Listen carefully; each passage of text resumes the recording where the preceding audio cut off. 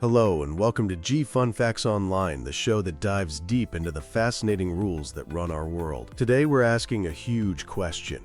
When is it actually legal for one country to use military force against another? It sounds like the setup for a superhero movie, but believe it or not, there's a complex international rulebook for this, designed to stop the world from descending into chaos. Let's break it down.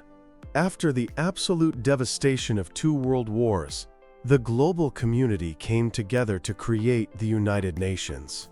Their number one goal? To prevent another worldwide conflict.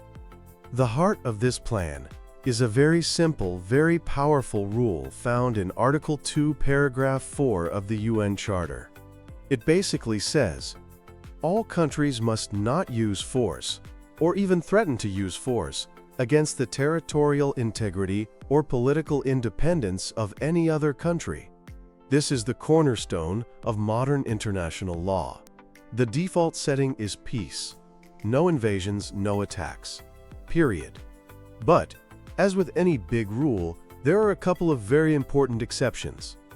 The first and most famous exception is the right to self-defense. This is laid out in Article 51 of the UN Charter, and it's pretty intuitive. If you are subjected to an armed attack, you have an inherent right to fight back. It's the international equivalent of "they hit me first." But it's not a free-for-all. International law has two critical conditions here: necessity and proportionality.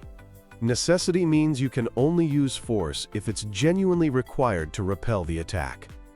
And proportionality means your response can't be excessive. You can't nuke a country because their navy scratched the paint on one of your ships. The goal is to stop the attack, not to seek revenge. But this leads to a tricky question. Do you have to wait to get hit? This is the debate over preemptive self-defense.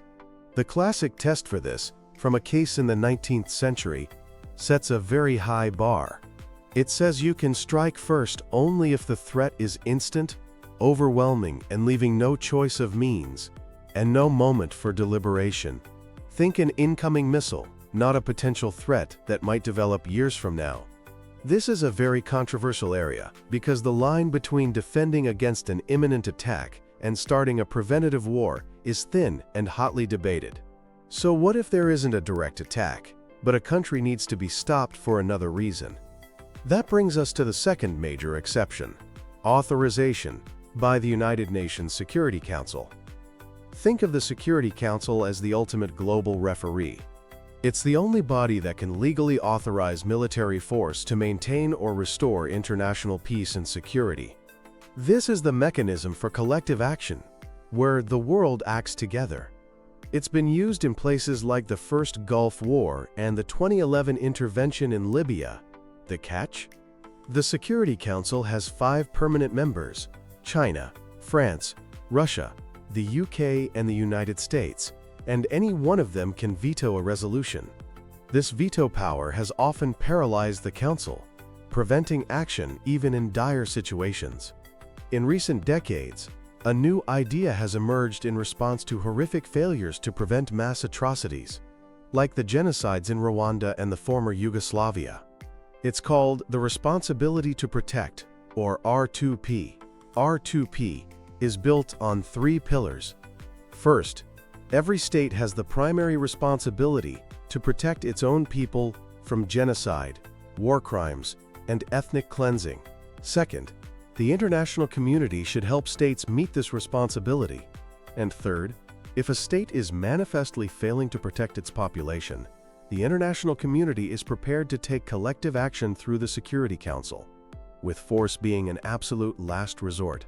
It's a powerful idea, but its implementation is still a huge point of debate. And just as we think we have the rules figured out, technology throws a wrench in the works. Take cyber warfare. Can a massive cyber attack that shuts down a country's power grid or financial system be considered an armed attack that triggers the right to self-defense?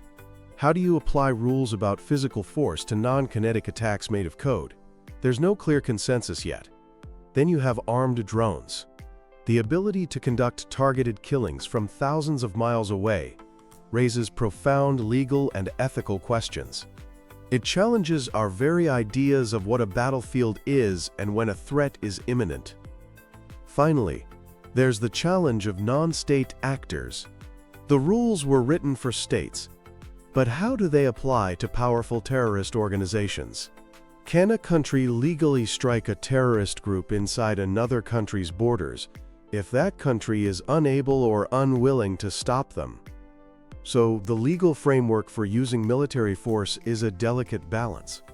It's a system built on a powerful prohibition against war, but with carefully crafted exceptions for self-defense and collective security. This framework is constantly under strain from new technologies and new types of conflict. While international courts help clarify the rules, their true power depends on the commitment of nations to follow them. It's an enduring, imperfect, but essential system for navigating the most dangerous aspects of our modern world. Thanks for tuning in to G Fun Facts Online. Join us next time for another deep dive into the things that make our world tick